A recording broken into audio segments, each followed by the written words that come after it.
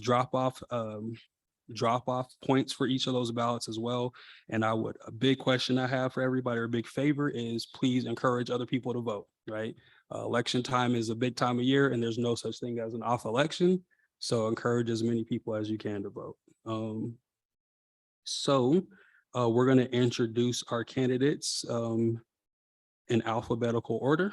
So if you guys don't mind, right to left, just introducing yourself. And then after everybody introduces themselves, we'll go back in that same order and do your opening statement, which is going to be 2 minutes. Start with you. Well, thank you very much. Thanks to the League of Women Voters and Citizen Projects for inviting me to join you tonight and allow me an opportunity to speak with you about business and housing issues, education, clean water, among other things. I appreciate being here in Fountain Library and others watching on Zoom. Before I get into my legislative housework, let me start by telling you a little bit about myself. I'm Tony Exum Sr. I lived in Southeast Colorado Springs for more than 60 years. After serving for 35 plus years as a firefighter, I retired as battalion chief, rising up and retiring in 2010. And then I won the election in 2012 to serve House District 17, and then won again in 2016, 2018, and 2020. I currently sit on the House Education Committee, and I'm the chair of the House Transportation Local Government Committee. Over time in office, I sponsored dozens of bills to help it easier for people to start new businesses here in Colorado, help small businesses grow, and help developers build more affordable housing units. In all, I've completed 132 bills supporting people living and working across Colorado. I'll talk to you more about those legislative achievements as we go through the debate. And I have lots of that information listed on my website. Is simply tonyexum.com. That's TONYEXUM. So feel free to check out that website. You'll learn more about me and the work that I've done. So thanks again for having me. Thank you. Appreciate the League of Women Voters hosting us, putting this on. It's been my honor to serve the people of Colorado in the state Senate for the last 4 years. While the transition from county commissioner to state senator was a bit painful, as I went from being in a majority position to a complete minority position. That I did find that with collaboration, you could listen to other people and you could bring about some bills that were truly nonpartisan. So the educational process was worth the effort. I also discovered that under one-party rule, there are many issues that are and bills that are completely off limits for any dissension or discussion from the majority party. The decision has been made that these bills will go through and they're going to go to the governor's desk. And so the majority party members are not allowed to say, perhaps make suggestions for them. Now, that's not true for the minority party. The minority party, we can speak as much as we want. We talk about the bills, we try to make amendments, but there is a saying that the minority party has the say and the majority party has their way. And that certainly has been the case in the last 4 years. For the good of the people of Colorado and for business and industry, it's time to bring some balance back to the state legislature. I have served on the JBC up there. I have served on transportation and energy, which is one committee, finance and appropriations. So I've had a pretty broad look at bills from various perspectives, serving on those 4 committees.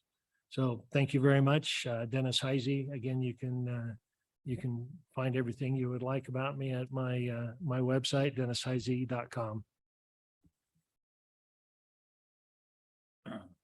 Good evening, and again, thanks to Shelley and Mike, who represent the League of Women Voters and the Citizens Project. My name is Daryl Kuiper, and I represent a third party, a third alternative for you to choose from, so that it's not just two different parties here. There are 3, and so I'm going to try to represent that third party's ideals. That's why I'm a member of it, because it represents the idea of personal responsibility. It represents the idea of freedom, and it does that very open and straightforward, front-facing way of developing and leading those goals. So that's what I will be speaking about, are those kinds of issues, because let's face it, I've never had any of the education or the background that these two gentlemen have had. I do have an extensive degrees. I have a degree in mathematics, BA and an MA from the University of Nebraska.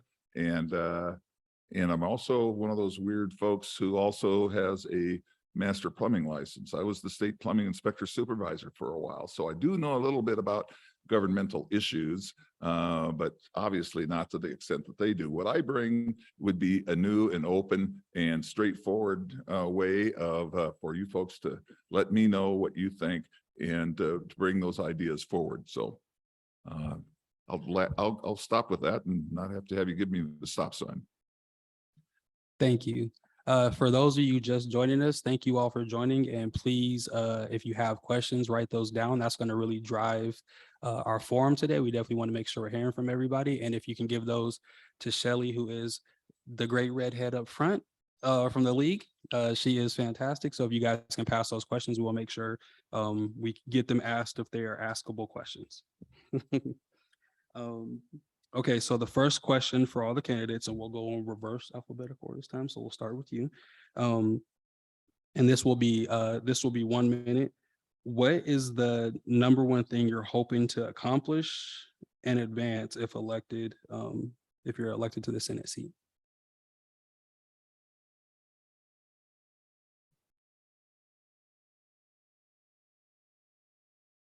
I'll be you starting. Oh, I'm Yes, sir. starting. Sorry. Okay. What am I going to try to accomplish? I think that was the question, is it not? Okay. Thing you're hoping to accomplish if elected. My goal is to try to bring more citizen involvement. I think we live in a society today where many, many people are not involved. And I know I'm probably speaking to the choir here, but my goal is to try to educate people enough to say, you know, I have a lot of responsibility. I can take on a little bit more, and I need to take on a little bit more, and not let government run my entire life. I'm supposed to be in charge of me, not the government, and I'm trying to represent that. And so that'll be my primary goal. I have issues with education and a few other areas, but primarily that's my primary goal. Thank you, Mr. Kuiper and Mr. Heisey. Thank you. In speaking to voters throughout the district, as I'm going door to door, one common theme comes up, and that is the cost of living and the pinch that people are feeling on their pocketbooks. And it doesn't matter if they're seniors, working couples, people with kids, but particularly those on fixed income and lower income are feeling that pinch. That has come about because of many actions that the legislature has taken in the last 4 years. Some started even before that. Fees we put on energy, housing costs we have put fees on housing costs that will make them skyrocket. Same thing for healthcare. We've made the cost of your health insurance go up.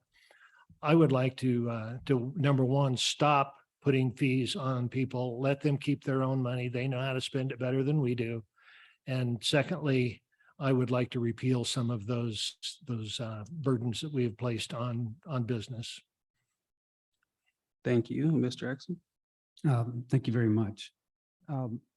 There's a number of pressing issues that I also hear at the doors in House District 17 and the greater part of Senate District 11.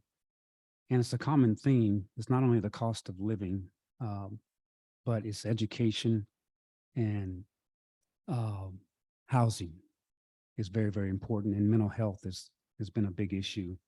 And I've had the opportunity to run a number of bills over a number of years and hopefully get a chance to do that in the Senate, to run a number of bills to ease the burden for low-income families, which is the major part of this district, and making sure kids are safe in their schools to get a good education, and also making sure we have clean water and clean air to breathe. Thank you. Thank you, Mr. Exum. The next question, this will be 2 minutes. I feel like it could take up to 2 minutes to answer. If elected or re-elected, how do you plan to collaborate to represent all the constituents in your district? And we'll start the same way. I'll start again, okay. I feel like that I have a unique opportunity because I do respect a lot of people and I respect their opinions, and I think I can listen and hopefully I can decipher what really will help individuals and what won't, because I think it's about respect for people that I'm really concerned about. I think we tend to forget that it is you, the individuals, that are on top of the government, not the reverse. And so I will try to help make decisions that I think benefit people and turn down those that don't. Thank you. Thank you. Collaboration and even consensus building has been a hallmark of my public service, beginning with county commissioner. It's something that I don't work at necessarily because it's just kind of who I am, and I want to bring us together and move us along together. I realize that we don't always agree. We have different policy ideas, different ideas on how to solve a problem. So consensus is not always the case, but collaboration always. If you look at my voting record, if you look at the bills I've carried and my sponsors and co-sponsors up there the last 4 years, you'll find I have a record of collaboration, and that brings about the best bills. It brings about the best solutions. And if we start with the proper stakeholder process, talking to our constituents, then we are starting from a better place. So collaboration runs deeper than just the chair of the person sitting next to you. It starts with the people that truly put you in office. So I look forward to that. I think I do it fairly well. Thank you very much. Mr. Exum? Thank you very much. I think listening to people is very, very important. When I first got elected to House District 17, and I continue to do that, is walking the district as Senator Heisey has talked about, and finding out what's important to the people. And one of the things that's important to them is that when we get to the capitals, that we learn how to work across the aisle. And I've been fortunate enough to do that in my 8 years serving in the House. Matter of fact, Senator Heisey and I have worked on a number of issues, not from PFAS to helping foster kids get their driver's license, and helping teen youth get their driver's license. So I think working across the aisle is very, very important. We are not like our Congress. At the State House, we've run many, many pieces of legislation over the 8 years that I've served. I average over 400 bills, and majority of those bills were bipartisan bills. So I think it's important to break down those partisan issues and learn how to talk to people, because the people that we serve want us to get things done. Thank you. Okay, so this question will start with Mr. Exum and go from there. With education being underfunded currently, are there any solutions that you see to help change that? There's a lot of parents in the audience, and I know that's definitely a concern. And that'll be a minute.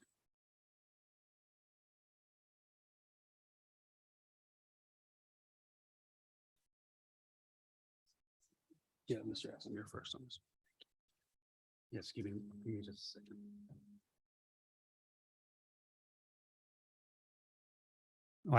I serve on the education committee. Education is very, very important to the people that I serve. And I think one of the most important things that I think we need to do is create better funding that's more equitable across districts. this past session, we were able to pass a bill to change the School Finance Act and how that's being done, because right now certain districts are impacted in a negative way, and we need to have a fair process across the state for the School Finance Act. And then we need to look at the impact that that Tabor is having on our communities.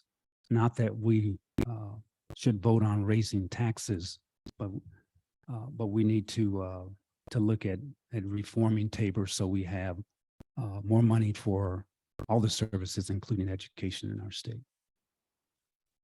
Thank you, Mr. Exum. Mr. Heisey? Thank you. We have what's called the budget stabilization factor. That's a fancy name for the state legislature is not giving education what it's supposed to be giving education, according to Amendment 23 that was passed more than a decade ago. I believe at the current time, we're more than $300 million underfunded that we owe the school districts. It's been as high as 6 or 7. We have made some progress. We had the money this year to bring the schools even, so we didn't owe them money. We had a bill to do that. I supported that bill. It did not pass. So if you're wondering, where's the money going that's not going to education that should be, I don't know, but it wasn't for lack of effort to get education fully funded this year and get that budget stabilization factor, basically the debt we owe every school district out there taken care of. So I did vote to do that this year. Thank you, Mr. Heisey. Mr. Kuiper? Yes, I'm going to be your breath of fresh air here, because I'm saying that I think that individual families should be the people in charge of your children's education, and that you know better than anybody else does what your child, between you and your child, deciding what your child needs in education. So will be a strong advocate for the idea of a funding system that where we put all the money into a hat and we divide it evenly. You can call it by all sorts of different names, but it is a fair way. Each family would have a savings credit or a credit that they could draw on to help educate their children every year. And it would be the same amount of money for every single child. You decide where you're going to send your child to school and what they're going to learn. I think that is critical if we're going to help this country come together, and if we're going to help our country be able to maintain its status as number one in the world. Thank you, Mr. Kuiper. This next question, we'll start with Mr. Heisey. This pop-up forum, and this will be 1 minute. Thank you, Shelley. This pop-up forum, as we've seen, because there's a lot going on this season, has tested flexibility as a candidate. How can you be flexible as my senator? Thank you. Great question. I can't imagine thinking that you could do this job without flexibility, because you go into it with, you get 5 bills to start with. You go into it thinking, I've got a plan and this is how it's going to go. And the one thing we know for sure is it does not go according to your plan. So flexibility is absolutely critical. You've got to be able to move from one thing to another when a bill dies, when a bill gets amended. You've got to know how that affects your constituents and decide if you're still with that bill. We've seen sponsors kill a bill. I actually did that one time when it got changed enough that it was no longer something that I thought was good for my constituents. So flexibility is definitely a hallmark that you have to have, and I believe I do. Thank you, Mr. Heisey. Mr. Kuiper? Yes, flexibility. I think that that's an important character trait that we need to have as individuals who represent you, the public, and we need to be able to work with other people and be flexible and be creative in those solutions that we come up with. And so without throwing everything out at once, I think there's opportunity from whichever side you get good ideas. A good idea is a good idea. And so you need to be able to be flexible. And so I I found that in my past experience, in my various jobs that I've had, that I've had to be flexible, and yet I was able to get a lot of people to agree with me. And maybe it wasn't always my idea. Sometimes it would be, but we were able to get things done, and flexibility is a part of that. Thank you, Mr. Exum. No, thank you very much. You know, one thing I've learned in life and learned certainly as a legislator is that people have different urgent needs, from, you know, making a livable wage to educating their children, to affordable housing, different needs for different folks. And as a legislator, one part of our job is to balance the state budget, and that state budget covers a lot of different areas and urgent needs for people. And you definitely have to be flexible, have to be a flexible person, have to have flexible ideas in order to get the job done. Thank you very much, Mr. Exum. This question will start with Mr. Exum. This question from the audience: do you represent my districts? Lots of redistricting has happened recently. Where do you and have you lived in the last 5 years? I don't think they're asking for your address, just sides of town. This will be 1 minute. Yes. So do you represent my district? Lots of redistricting has happened recently. Where do you / have you lived in the last 5 years? I think 1 minute. And I think that question is really asking like the experience representing the districts maybe. Sure.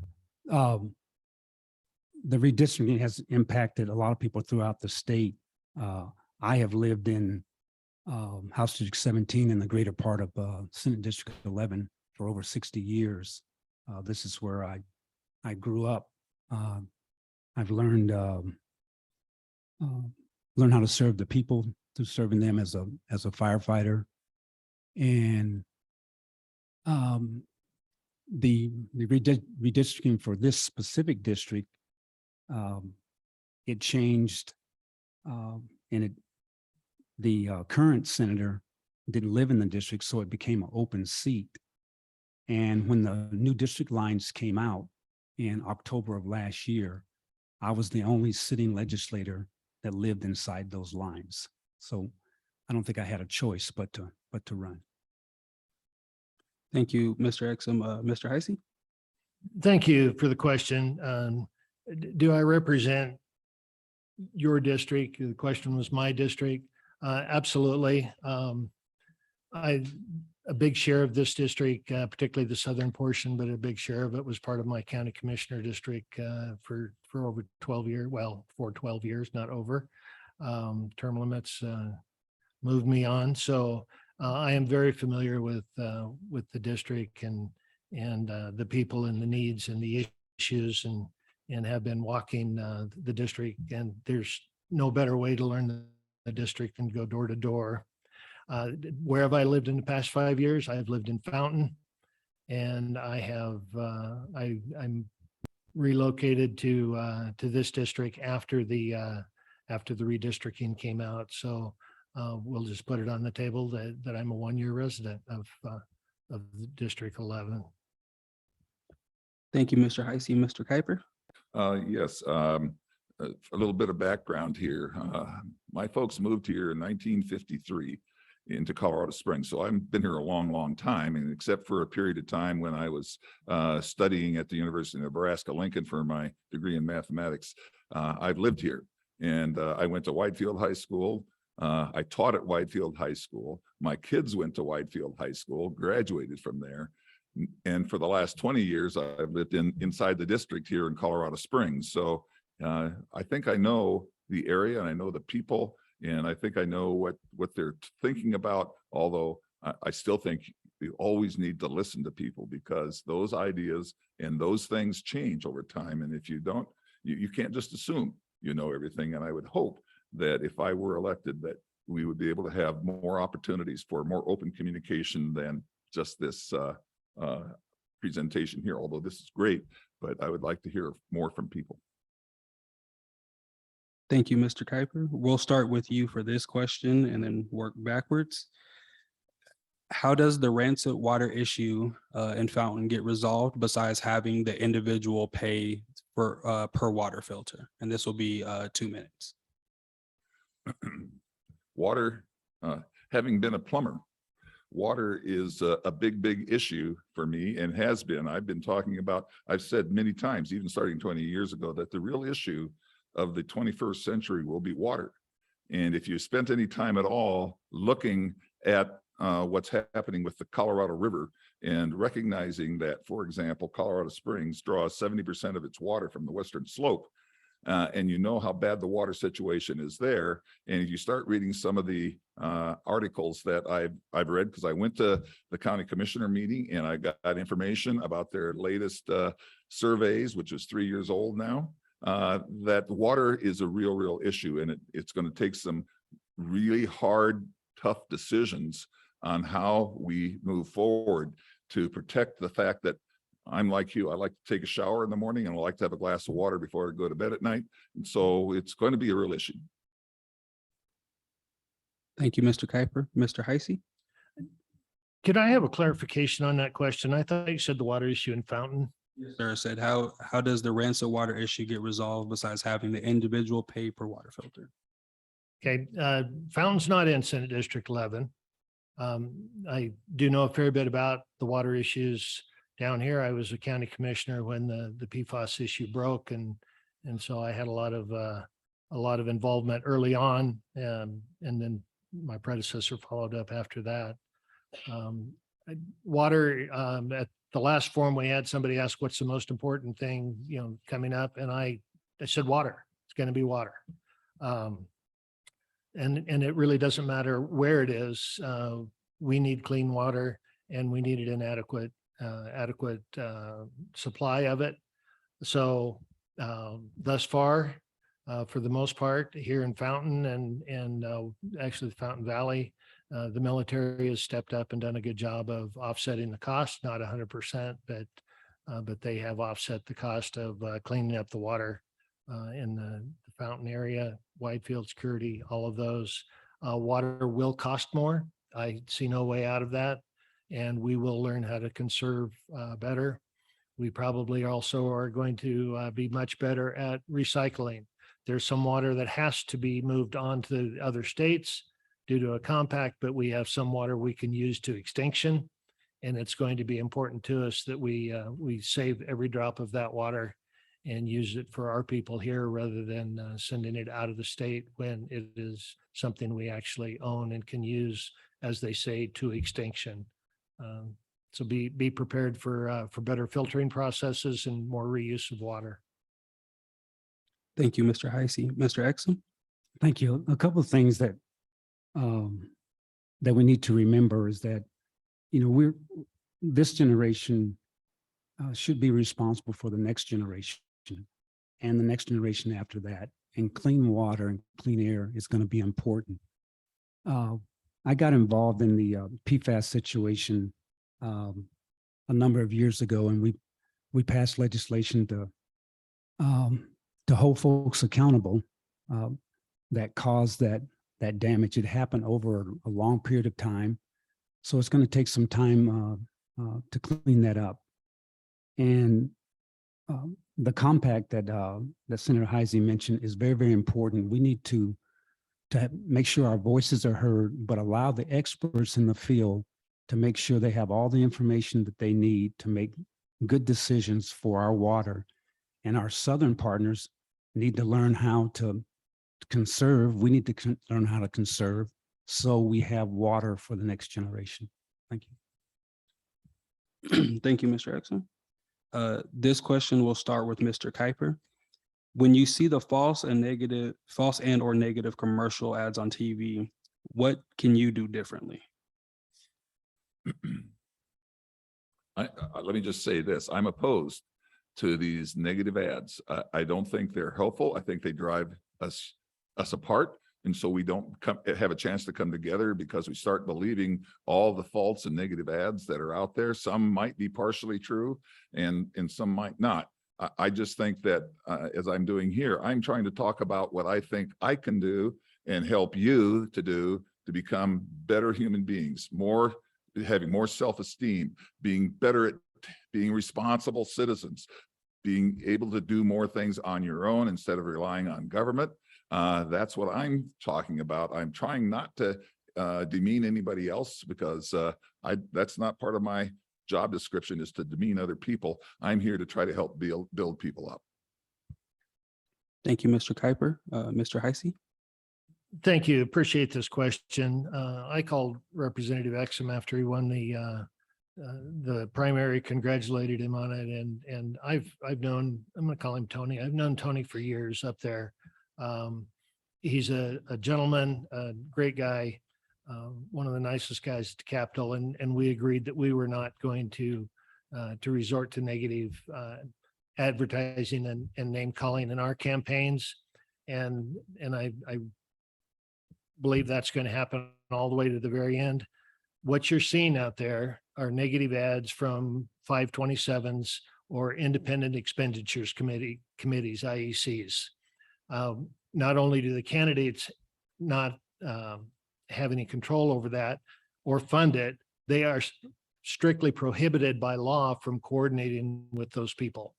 So when you see a negative ad, and I know the first one that came out on me, I told people wouldn't even be so bad if they got the facts right. Thank you, Mr. Heisey. Mr. Exum?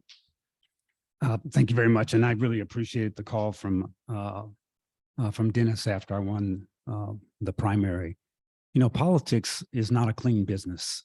It's, but that doesn't mean you can't run a clean campaign.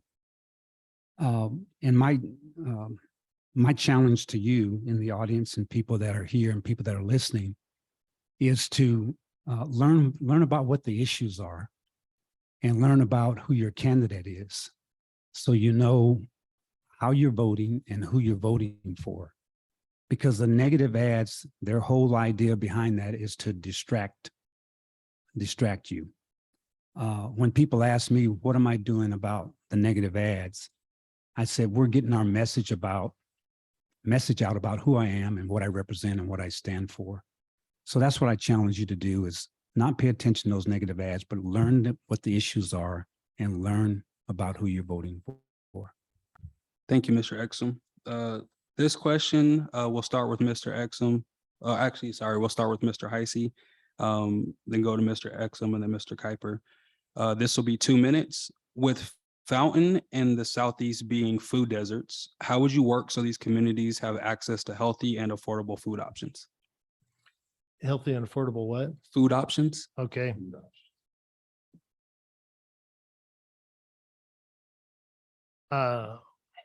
Great question. In many ways, the legislature would have limited input on that. At the same time, I did run a bill that gave additional funding to our food pantries, starting with actually the larger ones like Care and Share, so they could distribute to the smaller food pantries. That was one-time funding. It was ARPA funds, so it's not an ongoing something. There is a license plate bill that if you buy that license plate, the money will go to those people as well. So there are some things the legislature can do, but I think what we need to do is encourage people, one, to grow their own food. I grew up rural. I didn't like green beans till after I moved away from home, because mom canned hundreds of quarts of green beans every year. So if people will grow their own, they're going to have some good, healthy food. I realize that's not a year-round solution in Colorado, but we can encourage any number of things by, one, not taxing it, two, perhaps giving a tax credit for it. So the legislature has limited options, but happy to explore any idea that somebody might have. Thank you, Mr. Heisey. Mr. Exum? Thank you. We are working in our community. I'm part of a Solid Rock Christian Center and the greater part of the CDC, the Community Development Corporation. And we are working in our community with trying to secure grants and working with other nonprofits to create better food options in Southeast Colorado Springs. And one of the ways that we're doing that is that we had a number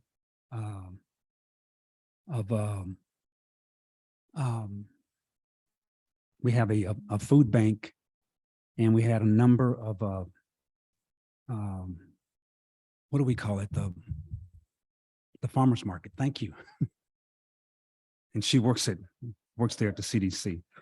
A number of dates where we had a farmer's market in Southeast so that people could come and buy fresh vegetables, fresh fruits. I'm sorry. It's free. I'm sorry. A free farmer's market in Southeast. And it was very, very successful. Not only the free food, but the connection with the farmers that are growing the food, the fresh vegetables and fresh fruits, and we'll continue to do that work, trying to get state grants and federal grants, and working with nonprofits in our community to bring about so we can get rid of this so-called food desert and give people more options in Southeast Colorado Springs. Thank you, Mr. Exum. Mr. Kuiper? Food options. The big thing we don't want to talk about here is that if we want to grow more food, what does that take? It takes more water. And we go right back to the water issue again, that we are in a semi-arid, if not a desert situation. And if you look at the reports, as I talked about earlier, that happened from the El Paso County, their water supplies, they're already draining a lot of the aquifers. There is no more surface water. And as we continue to have very, very dry climates, it's going to be a real situation where do we get enough water for all the people that are moving here, and also for all the additional agriculture we need. So that will be a real issue. And that's something that maybe government can help with. But with the actual food issue, the government can't solve all the problems. We as individuals have to start stepping up and being responsible and deciding how we can fix the problem, or whether we need to move someplace else where there is more water so we can have the food that we want. And I also think that it's a real opportunity for people to come together, which I think we need to do, is come together and in these nonprofits and other organizations to try to help each other. Too many times, I think we've lost this idea of neighborhoods. We sit in front of a TV, we sit in the air-conditioned house, and we don't go outside and don't associate with our neighbors. And so they become the enemy almost to us. And so we need to change that. So I'm here trying to provide you a new alternative. Let's stop that stuff, and let's start becoming the human beings we can become. Thank you, Mr. Kuiper. This one will start with Mr. Exum and then work our way back down. What are your views on recreational marijuana? And that'll be 1 minute. Okay. In 2012, when the citizens decided to pass recreational marijuana, I voted against that bill for a couple of reasons. One is that I think it sends the wrong message to our children. And I think that we were duped as a community on what the money would do. It said the first 40 million would go to education, and people thought that was going to go to schoolrooms and teachers, and it didn't. It was for brick and mortar. So, and the biggest problem with recreational marijuana being legal now is that now we have to create laws to wrap our arms around it to get ahead of the industry, to make sure that kids are educated, law enforcement have the tools they need for that, and the people are educated on recreational marijuana. But and the reason I said I voted no on that, because that's a matter of public record. Thank you, Mr. Exum. Mr. Heisey. Thank you. Appreciate that question. And I think when medical marijuana passed first and then recreational marijuana was on the ballot and is currently not legal anywhere in El Paso County except 2 shops in Manitou Springs, but it's back on the ballot again. So we'll see what the people have to say. But I think most people that voted for it were looking at perhaps the marijuana that was around when they were a kid. And if you got the really good stuff, you know, it might have been 12%. Most of it, I think, was about 6. Now with their refining processes, they can get it up to, 70, 80%. It is really potent stuff. It's causing some serious health issues. If we're going to have recreational marijuana, which I voted against, we need to regulate it in some manner. They kept saying, treat it like alcohol, regulate it like alcohol. We're not doing that. So if we're going to have it, we need to make sure that what's out there is safe. Thank you, Mr. Heisey. Mr. Kuiper. I thought we have learned our lesson. We tried to ruin the distribution of alcohol with back in 1919 or something like that. We had the law changed so that you couldn't make alcohol. All that did was make a bunch of people become illegal because they still provided alcohol. They got it somewhere and they still provided it. So now all of a sudden we turn a bunch of citizens into illegal citizens. And we've also tried to do this with all the other drugs. We have fought and spent money and after money trying to make drugs, trying to control drugs and treat people as children. I say that people can make their own decisions. They need to make their own decisions, stand up, be responsible, learn about it, decide what you're going to do, and then make your own decision. Thank you, Mr. Kuiper. This question, we're going to give 2 minutes on because it's 2 sides of the card. It's definitely a thorough question. And we'll start with Mr. Kuiper, then we'll go to Mr. Heisey, then Mr. Exum. The League of Women Voters believes every U.S. resident should have access to affordable quality healthcare, including birth control and the privacy to make reproductive choices. What can you do to protect a woman's right to choose? And what can I do to protect the woman's right to choose? That becomes a state issue. In Colorado, you surely have the right to choose already. There is no moratorium and there is no law that says you have to have, that you can't have an abortion because you can in this state. So it's a non-issue as far as I'm concerned in this state. It is up to people to make their own moral decision about what the viability of that fetus that grows inside of them. And I am not here to tell anybody how they need to vote and how they need to decide when they come into those situations. It is an important decision. I think it's one that takes a lot of thought, but it surely is up to the individual in the state of Colorado. And I think that's probably where it needs to be at this point. thank you, Mr. Kuiper. Mr. Heisey. Thank you. This is a settled question in the state of Colorado. Bill was passed last year. It passed on party line vote. So everybody knows how those of us that were up there voted. And it's a settled question for the foreseeable future. No longer needs to be a point of discussion. Thank you, Mr. Heisey. Mr. Exum. We as a legislator need to stay out of women's business in making their choices. And it's 2 choices. And we need to support them in that choice, whether they choose to continue the pregnancy or not. It is their choice. And we've made this a big government issue. It is a very difficult topic, very difficult decisions. And we need to leave that to the women that make that choice, their doctor and their faith. Thank you, Mr. Exum. We'll start with you, Mr. Exum, then go Mr. Heisey, then Mr. Kuiper.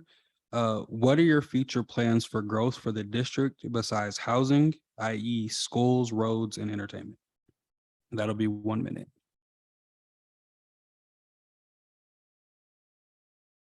one of the things that we need to continue to do is finding ways to create more affordable housing and not just attainable housing. And the difference is affordable housing is the average median income. If you can build more affordable housing around the average median income, which means the people that live in that area,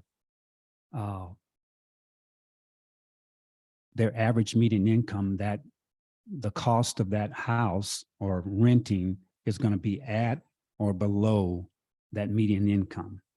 And that's what we need to do to continue to do that and continue to find ways to create more funding from federal government, local government, and state government to fix our roads. Thank you, Mr. Exum. Mr. Heisey? Thank you for that question. Most people may not realize it, but Senate District 11 includes the Banning Lewis Ranch, which right now has far more antelope on it than it does people. But let's focus on where the people live right now. We have parts of Senate District 11 that really are food deserts. You have to drive quite a distance to find a supermarket. You definitely are not going to walk to the nearest supermarket. We need to find ways to attract supermarkets into where the people are, regardless of what the income level of that area may be. We can do that with again, perhaps tax credits, maybe other things. Affordable housing is critical. I carried 2 bills this year. I was the Senate sponsor on a middle income housing bill and a truly low income affordable housing bill. People need a place to live. They need a place that is clean, safe, and the neighborhood is safe, something that they can be proud of. And I really would like to find a way to get them in a house they own. Thank you, Mr. Heisey. Mr. Kuiper? Affordable housing is a real misnomer in my understanding. You look at, I've asked city council, I've asked other people in the county, please provide me a definition of affordable housing. And they always come up with this thing about median and 30% of that's, but you know what? After you build a house that meets that, somebody else comes in that doesn't meet that. That's not affordable housing to them. So you have all these misunderstandings of what affordable housing really is. And it's a big chase. It's nice to say, it's nice to think about, but this is a real issue that cannot be solved, I think, with legislation because of those kinds of issues. It also means if we try to grow this place, that means what? More water. And we don't have more water. So I think that issue needs to be recognized and stop praising more growth. We need to really stop thinking about what kind of growth do we want? Or do we want it? Thank you, Mr. Kuiper. This question, I'll start with Mr. Heisey, then go to Mr. Exum, then Mr. Kuiper. How are you reaching out? And this will be 1 minute. How are you reaching out to the Gen Z youth and talking to them? What was that again? How are you reaching out to the Gen Z youth and talking to them? Thank you. I have to admit, that would be my grandkids. So as I'm going door to door, rarely do I actually talk to them. And I have reached out to many churches, attended lots of churches that in the area that have youth programs that they're working towards, depending on, of course, where they are, but they're working to bring those kids in and to make sure they have some background and some understanding, regardless of whether their parents are going to church or not. So I am a man of faith, and I believe there's value in the churches doing that. But I'm just going to have to tell you, I'm not going to the door and saying, "Can I talk to your kids?" We'll have to get that through the parents right now. Thank you, Mr. Heisey. Mr. Exum? One of the ways that we can reach out is to listen and listen and listen again. Kids of this generation have a lot of good ideas and great ideas. when I'm talking to kids about the work that I do and about challenging them to register to vote. And then I don't browbeat them about voting, but the ones that have registered to vote, I ask them to talk to their fellow students or their friends or their neighbors and tell them why they're voting and what's important to them. But we somehow have to get them involved in the government because we're making laws that affect their lives. And the way that we do that is listen to what their concerns are. Thank you, Mr. Exum. Mr. Kuiper? Youth, we need to take on that responsibility as individuals in our neighborhoods. If we don't talk to people in our neighborhoods, and if we don't talk to the kids in our neighborhoods, then they're going to be left. And then that's what happens. That's when you start to see the suicide rate go up and the drug issues go up and everything that's not good that we don't want in our society. But that demands that we step out of our own quiet, private little nests and we start involving ourselves with the people in our communities. That takes hard work and it takes a courage to do it.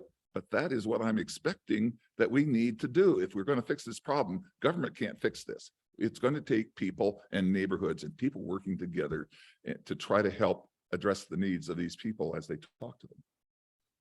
Thank you, Mr. Kuiper. We'll start with Mr. Kuiper for this question. This will be 2 minutes, and then we'll go to Mr. Exum and Mr. Heisey. From our schools to neighborhoods and communities, there's a trend of resources being scarce on the south side of the district.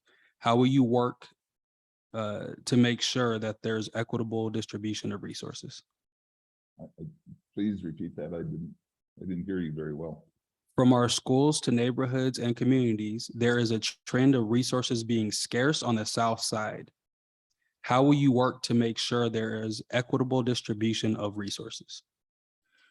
Of the resources that I think you're talking about are more city and county issues than a state issue. And all I could do is try to talk with those folks that are in those positions on city council and on the county commissioners to try to make sure that that doesn't happen. And other than that, I don't know how much at a state level we can impose our position on those two groups. Thank you, Mr. Kuiper. Mr. Exum?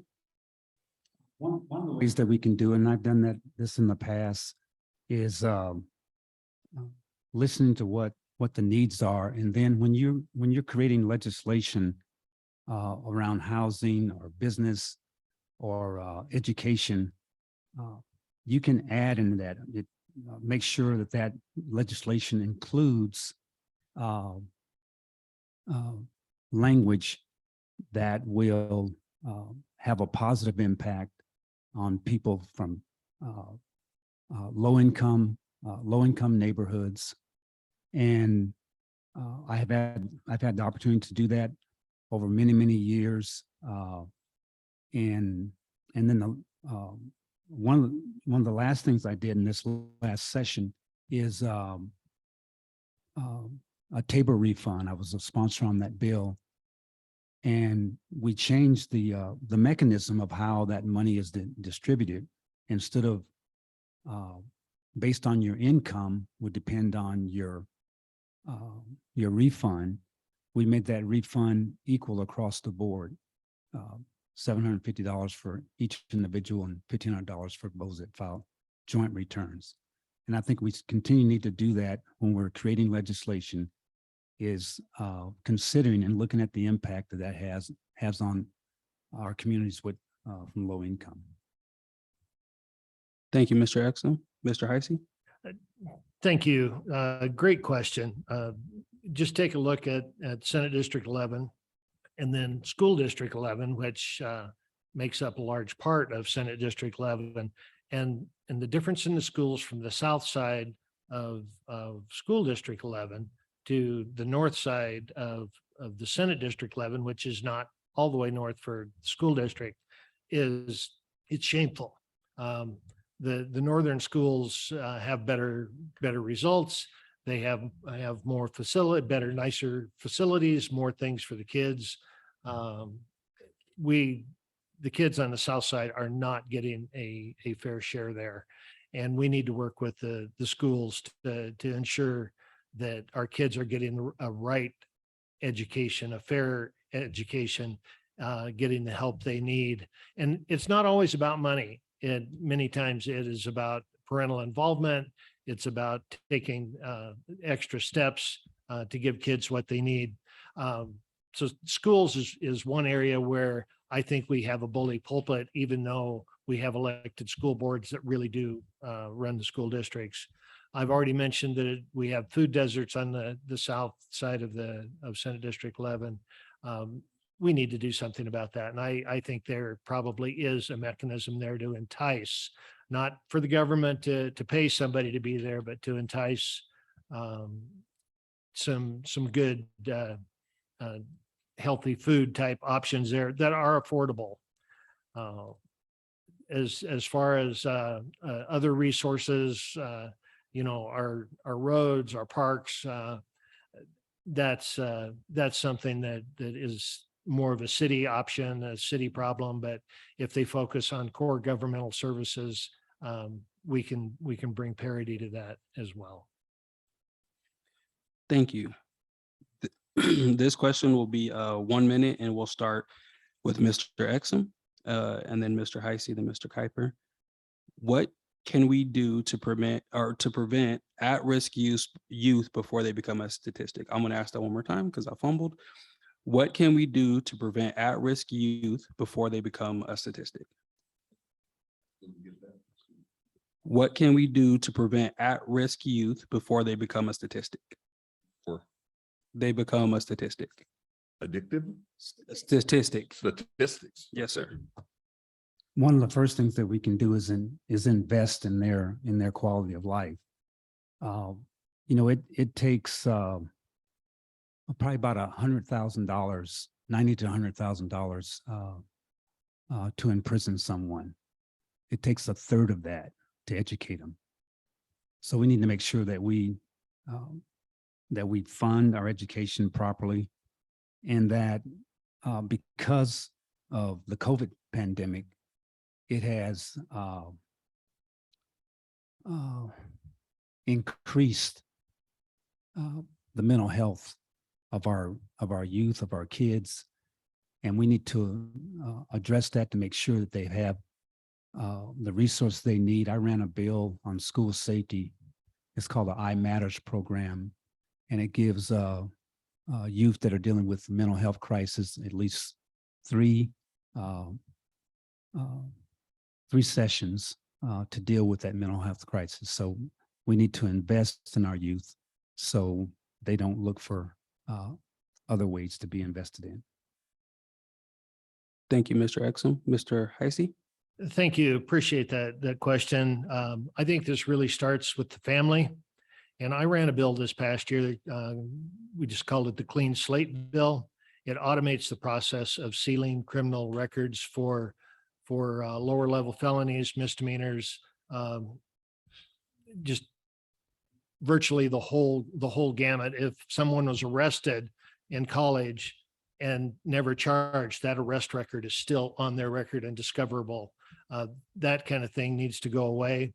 What we have found is that once records are sealed, people are making a 25% more income. They're able to afford better homes. You have stability in the family. You have stability for the kids. Kids are not changing schools regularly. Those are the kind of solutions that we need to be looking at, and I'm quite proud of that bill. Thank you, Mr. Heisey. Mr. Kuiper? Yes, health statistics that youth statistics before they become a statistic. What can we do? As I talked about earlier, I am surely in favor, and I'll use the word now, a voucher system where every child gets an account, or however the state wants to set it up. They get the same amount of money. So we don't have this issue that we talked about from up here about inequities in the funding for students. That is a way to prevent that. Getting parental involvement is critical, and that has been mentioned. Neighborhood, as I've talked about before, neighborhood involvement. involving those people, those young people, so that they think that they are part of a productive community, that they do have a responsibility for that community. That is critical, that we need that buy-in, and we can help that. Only we, the people, can do that. Thank you, Mr. Kuiper. We'll start with you, Mr. Kuiper, on this question, and this will be 1 minute. Transportation. How do you support access to different types of transportation for those in your district? Transportation is not a huge issue, I don't think, in our district, but it still is an issue. And I think that we can provide, again, a lot of this is going to depend upon the county and the city, but we could also give some state money to provide a better transportation system that is more consistent, and people know better where they can take advantage of these sorts of things. However, I don't think many people in our society would like to give up their vehicle. And so that becomes a real issue. And so I don't think we'll solve that whole issue. That's going to be more of an issue of providing an opportunity. And if people want to do more, if they want more of that, they will take advantage of the systems that are already there and clamor from their local people to provide them more of the local transportation.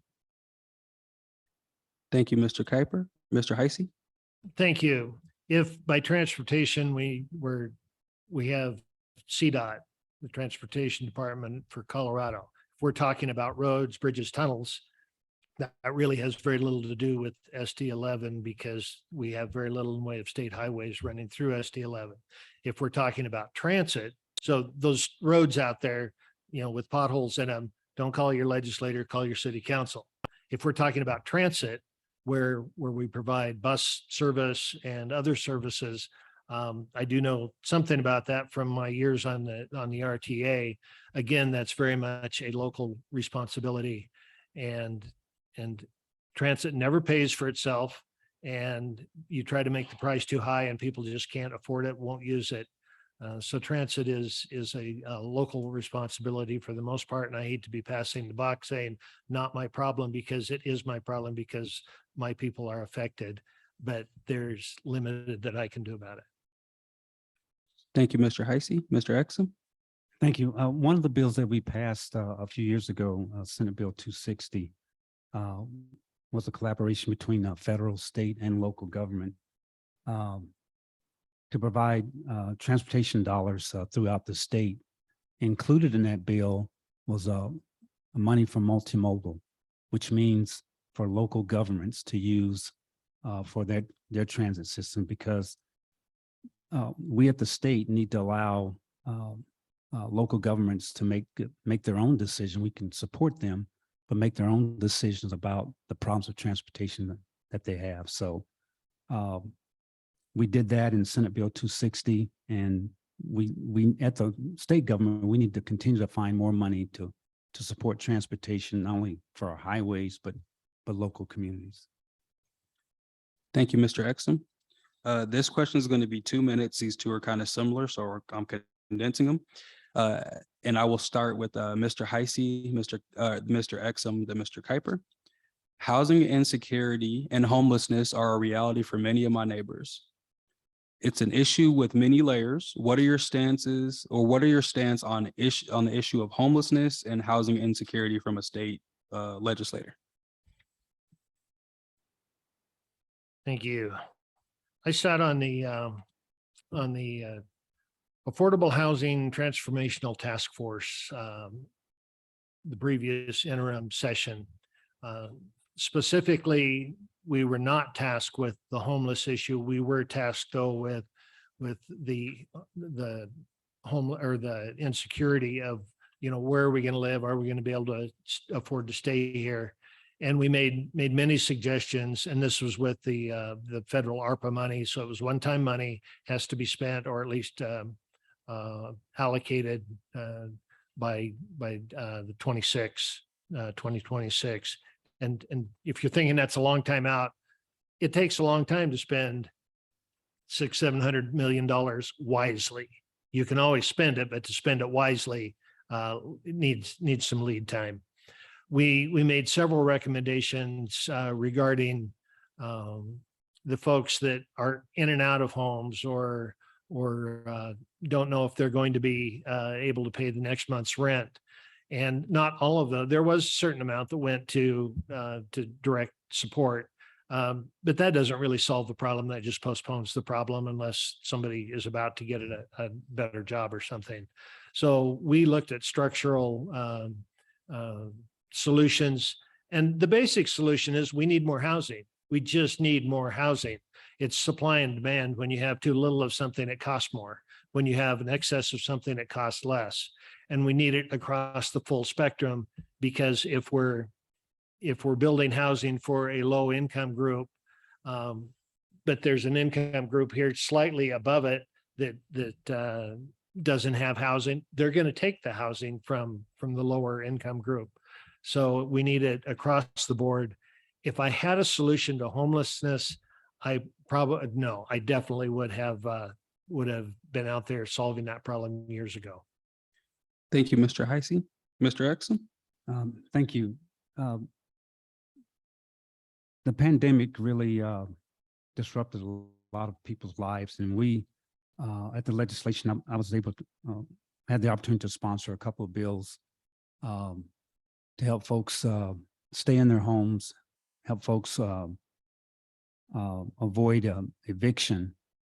And then I also co-sponsored the bill that Senator Heisey was talking about to help bring about more affordable housing to work with our investors. Again, I say that, tax credits, I think is one of the ways to go. So our developers can offer more affordable housing when they build them. We want them to be able to make money, but we also want them to build housing that's affordable for the communities that they're building in. I also had the opportunity to sponsor a bill.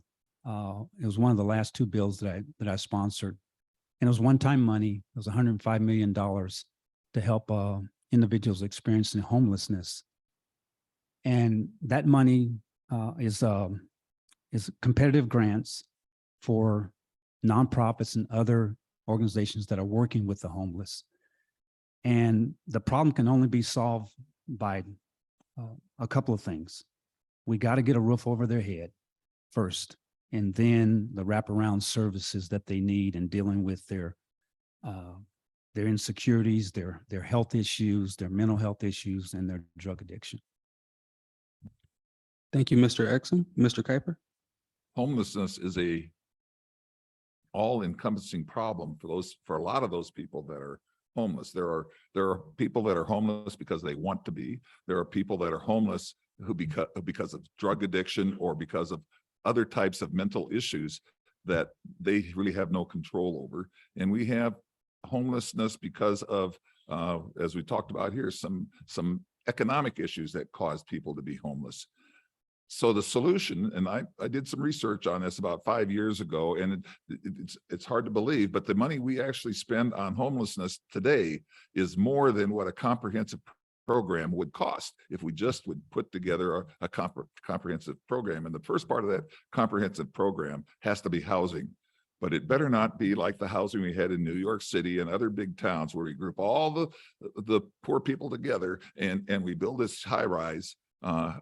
If you think about, if you want people to stop smoking, you don't put them in with a bunch of other smokers. If you want them to stop drinking, you don't go associate with a bunch of other drinkers. You got to get out of those situations. And so the housing that we build and we provide for these people has to be spread out through the community. And so we have to take some responsibility for that and allow that, and not be one of those people, not in my backyard. You're going to have to take that kind of responsibility.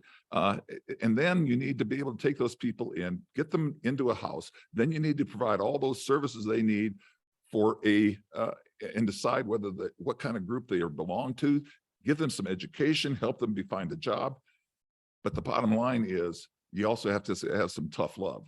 And if they don't want to do any of those things, through the court system, I believe you can ask them to walk out of your city and go someplace else because they're not living up to the laws of the city, or they can go to jail. And that's the tough love part. And that was the hard part for a lot of people to try to understand that you can't just be nice all the time. You got to give people options. Thank you, Mr. Kuiper. We have a few questions left, and I do want to thank you in advance for everybody in the audience that's asking these good questions. Mr. Kuiper, we'll start with you, then Mr. Exum, then Mr. Heisey. This will be 1 minute. Do you support the tax exempt status of menstrual products, diapers, and incontinent items? Also, what products would you add to that list? So, Mr. Kuiper. Once again, this is just more government. I don't believe in more government because that makes you become second-class citizens to the government because now you depend on them for all these things. I think we need to build self-esteem in people. I think we need people to support themselves, to take care of themselves and seek out the solutions they need. And if we have enough neighborhood people involved, we can work together to solve these problems. Government cannot solve all the problems. And so my answer is no, I would not support that sort of legislation at all. Thank you, Mr. Kuiper. Mr. Exum? Yes, I was a co-sponsor on that bill. It was a tax exemption for hygiene products and also diapers. And I would support other legislation where we can help individuals improve their quality of life. Because the hygiene products helps all women. The tax exemption for diapers helps all women, especially women that are from our low income communities. Thank you, Mr. Exum. Mr. Heisey? Thank you. And let me give kudos to Representative Exum for being a co-sponsor on that bill. It was a great bill. I was happy to support it. You may not realize it, but El Paso County is one of the few where you do not pay tax on your food products. Many other counties, you pay tax on the food you buy at the grocery store. I would like to see that expanded. The El Paso County model where you're not paying tax on food, you're not paying tax on the hygiene products. I would like to see that expanded in grocery stores to all of your basic necessities. So I would support that, some addition to that. Thank you, Mr. Heisey. Second to last question, because I have one about the Broncos at the end. No, I'm joking. If y'all could solve that, I would vote for you immediately. This question, we're going to start with Mr. Exum, and this can be 2 minutes. What kind of legislation would you promote that would benefit Senate District 11 if elected? Great question. Continued legislation that I've supported in the past. One of the things that I supported when I first got elected was improving the quality of life for people that are living in poverty, honoring our seniors, honoring our military, making sure our kids have a safe place to get educated and funding to do that, supporting our teachers. And then lately, mental health has become a big issue for everybody in our community. So I'll continue to make those things a priority if I have the opportunity to serve in the Senate. Thank you, Mr. Exum. Mr. Heisey? Thank you. I fully believe every piece of legislation I run needs to support the citizens of Senate District 11. We have focused pretty heavily on the south end of Senate District 11 this evening, including some areas outside of SD 11. But it runs all the way north to Constitution. It goes out past the airport, includes Lorison Ranch, Colorado Center, goes over to some precincts behind the World Arena. So it is a very large, very diverse district, and ethnically, probably the most diverse district in the state. I'm willing to compare our numbers with anybody else's, which makes it a great district. It makes it a district that we all should be able to embrace. And I have found that if we talk to each other, we find we have more in common than we have difference. So I think all the legislation I run, I will be able to stand up in front of the citizens and say, this is how this benefits you. Thank you, Mr. Heisey. Mr. Kuiper? I'm going to talk to you about schools again, because that's going to be one of my strong points if I have a chance and you choose to send me to the state. We have tried over the last 50 years, ever since I first became a teacher, we've tried to provide a better and better education. And yet, if you look at the studies over the years, every time I look at a new study, it is, we are doing worse. And the people of color are even lower than that. And I have read from several philosophers, psychologists, philosopher type folks. And if you read the way they present information, that when students are given an opportunity and when parents are given an opportunity to choose the school that they want their child to go to, that those students do better by far. The statistics prove this out over and over and over again. And yet we continue to do the same old school program that was started 150 years ago and have made no changes to it. And it's antiquated. We need to do better. And I think we can do better by starting with a new idea, a new approach, a way of helping our students, especially the low income students, who can start to choose schools that just aren't in their neighborhood. They can choose the best school in Colorado Springs if they want to, or there'll be new schools that are private schools. It doesn't have to be a private school, but we got to have some competition in our school systems so that we can ask our students to become better than what they are right now. Thank you, Mr. Kuiper. So now we're going to go into closing statements. Each candidate will have 2 minutes for your closing statement. We will start with Mr. Heisey, then go to Mr. Kuiper, then go to Mr. Exum. Mr. Heisey? Thank you.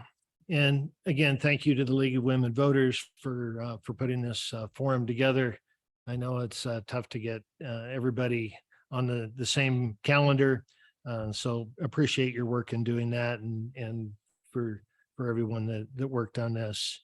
I think you can see there's a pretty clear difference in philosophy between the candidates. Colorado is outpacing the national average in things like crime, inflation, fentanyl deaths. This does not have to be the new normal. It's not okay to have the highest car theft rate in the nation. We surpassed Washington, D.C. to win that award. That does not have to be the new normal.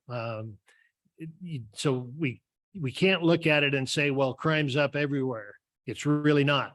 National average, the crime is falling in many areas. Senior citizens, single parents, many people are working multiple jobs just to make ends meet. Some people cannot.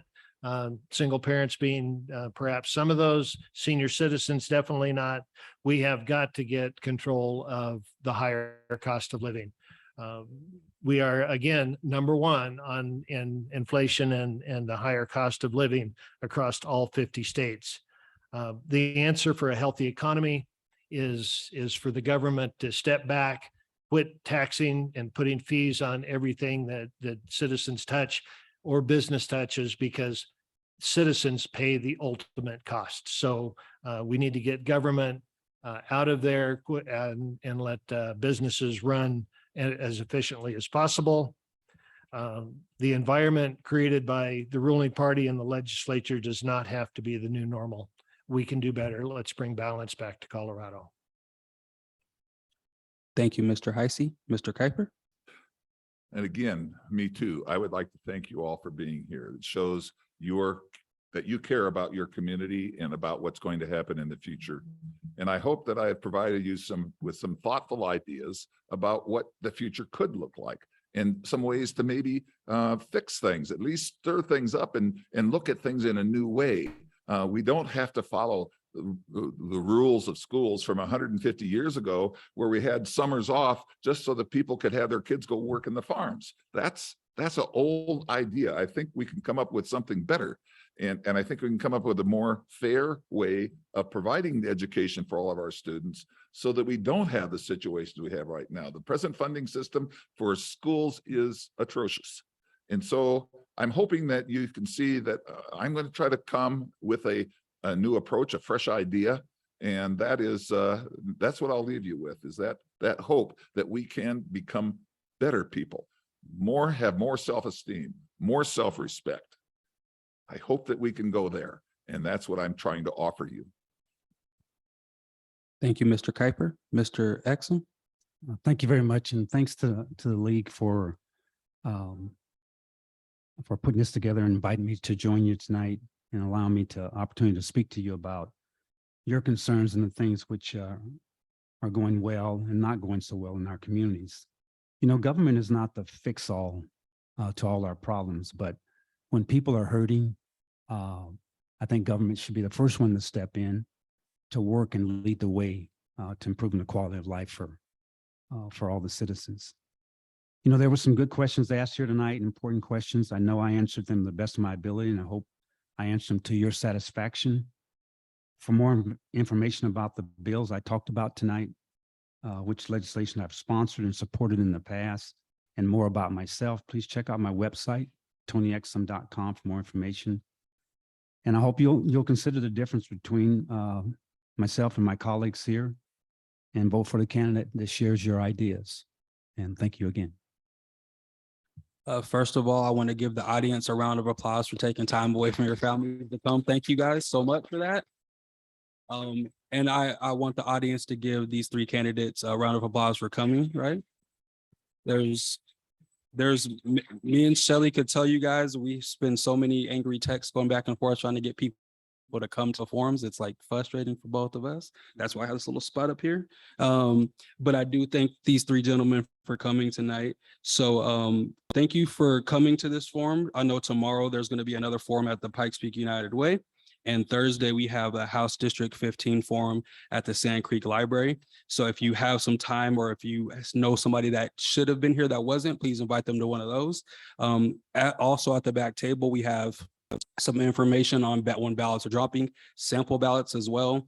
And I'm sure these gentlemen will be around for at least 120 seconds, like let them go to their families as well to maybe answer a few questions. Please don't monopolize their time because they have families as well. But thank you all for coming out, and enjoy your Monday.